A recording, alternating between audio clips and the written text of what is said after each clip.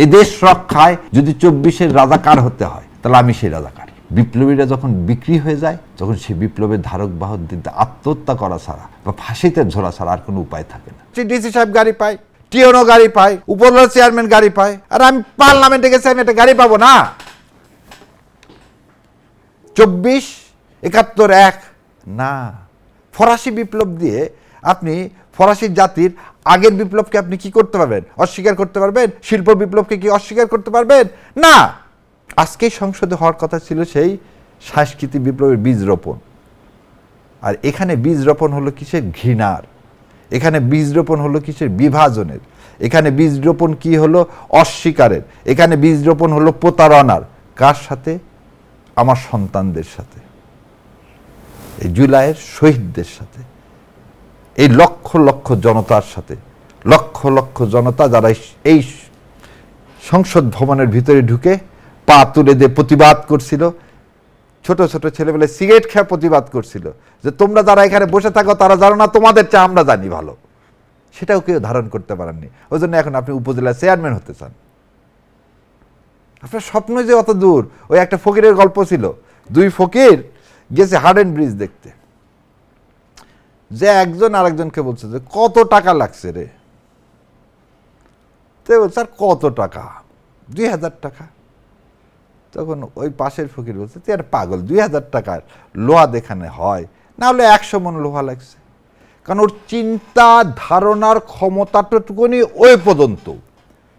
আমি যেখান থেকে আসছি সেখান থেকে দেখে আসছি ডিসি সাহেব গাড়ি পায়, টিওনো গাড়ি পায়, উপজেলা চেয়ারম্যান গাড়ি পায়, আর আমি পার্লামেন্টে গেছি আমি একটা গাড়ি পাবো না? আমার বসার জায়গা নাই, অফিস আমার সাথে আমাকে দেখা করার জন্য 50 জন লোক আসতেছে তদবিরের জন্য, তাতে আমার একটা তদবির বাস অফিস লাগবে। এমপির সাথে কি জন্য লোকাল মানুষ দেখা করতে আসবে? এমপির সাথে লোকাল মানুষের কাজ কি? তদবির বাণিজ্য?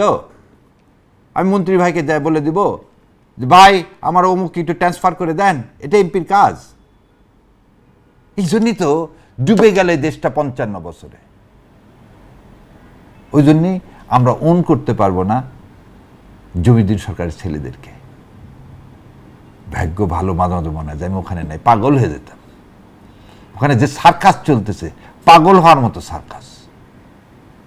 এবং কত, সেজন্য একটু আগে দুঃখ করে ওই লাইনগুলো 10টা অক্ষর দিয়ে লিখছি, বড় দুঃখ করে। বিপ্লবীরা যখন বিক্রি হয়ে যায় তখন সেই বিপ্লবের ধারক বাহক দিতে আত্মহত্যা করা ছাড়া বা ফাঁসিতে ঝোলা ছাড়া আর কোনো উপায় থাকে না। তো ওপারে তো দাদারা চলে আসছেন, এখন ঠেলে দিবেন এপারে। মজা বুঝতে পারবেন কয়েকদিন পরে। রোহিঙ্গা নিয়ে আসেন কতগুলো, আর কতগুলো আপনার এখানে আসে, দেখেন খালি খেলাটা।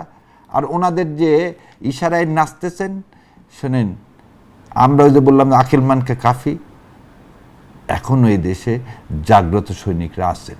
সেই জন্য 55 বছরে এই দেশটা সিকিম হয়নি, এই দেশটা হায়দ্রাবাদ হয়নি। আর যে রাজাকার রাজাকার বলেন, আমি এক জায়গায় বলছি, এই শব্দটা তো ফার্সি শব্দ। হায়দ্রাবাদের সমস্ত মানুষেরা, তারা যখন ইন্ডিয়ান সশস্ত্র বাহিনীর বিরুদ্ধে যুদ্ধ করলো, ইন্ডিয়ান বাহিনী তাদেরকে আখ্যায়িত করলেন রাজাকার বলে।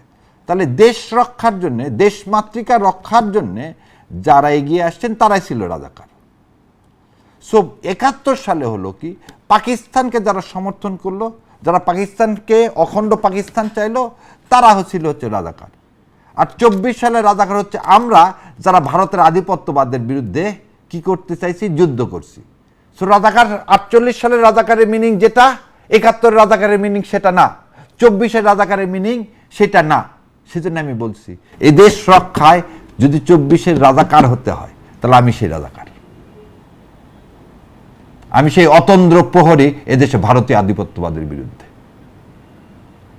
সুতরাং এই সংসদে বোধহয় এই জিনিসটা ওনারা বুঝতে পারেন না যে রাজাকারের রূপটা এক একটা সময়, এক একটা বিপ্লব যেমন চেঞ্জ হয়, সেটা চেঞ্জ হতে হয়। আগামীতে হয়তো আবার অভ্যুত্থান হবে, কিন্তু বিপ্লব হারিয়ে যায়।